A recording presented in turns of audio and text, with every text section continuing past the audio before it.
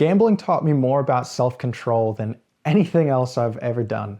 I'm sure that you can think about the last time that something didn't go your way or just made you upset. How long did you spend thinking about that event that went wrong?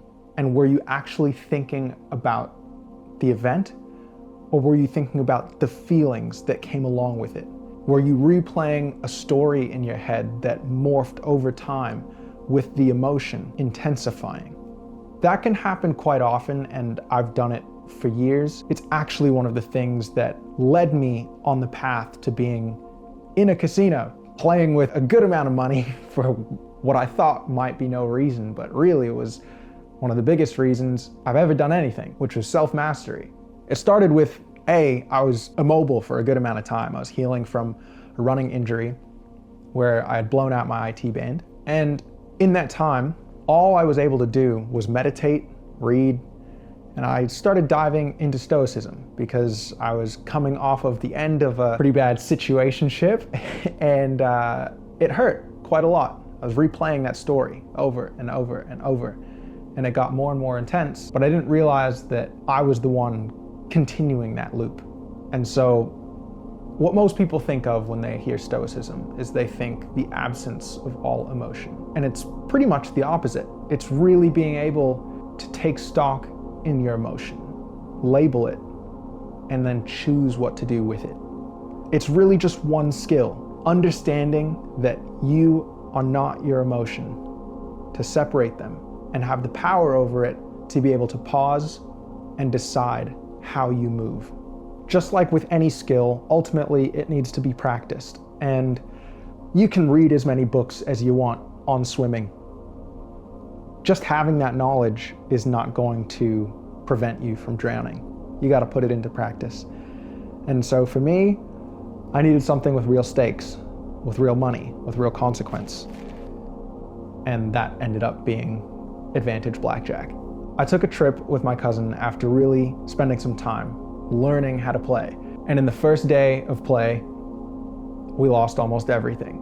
We ended up sitting in the car for about 30 minutes, and it was one of the most quiet 30 minutes of my life. And then we realized, if we're gonna go out, might as well go out fucking swinging. So we went back in, we decided we're gonna play smart. We're gonna be tactical. We're gonna leave emotion at the door. That didn't mean that emotions didn't arise with every hand, because they did, but we made the decision to choose what to do with them. We didn't let them influence our decisions and deviate from our goal. Our goal was to come up, and come up we did. The buy-in was about 200 and we left with just under 5 grand that day. We had a fucking come up from leaving emotions at the door, not letting them control our actions. It doesn't take a lot, but it does take consistency.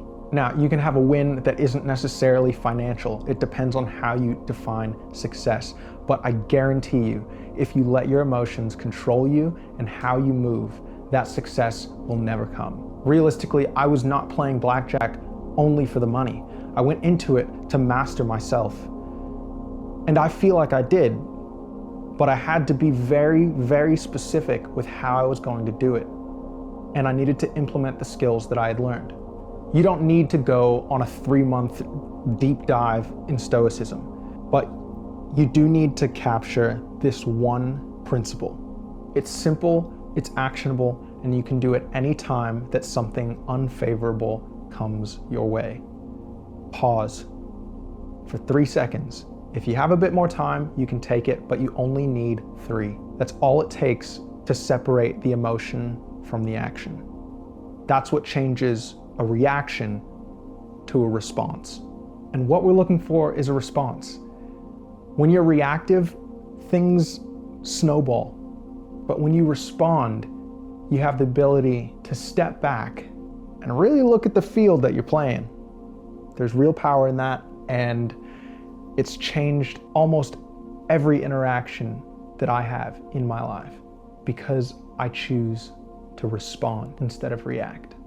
That doesn't mean I'm perfect. I have moments, but damn, I feel so much better for it. So, thanks for hanging out. If you know someone who could really use a video like this, send it to them, and I'll catch you on the next one.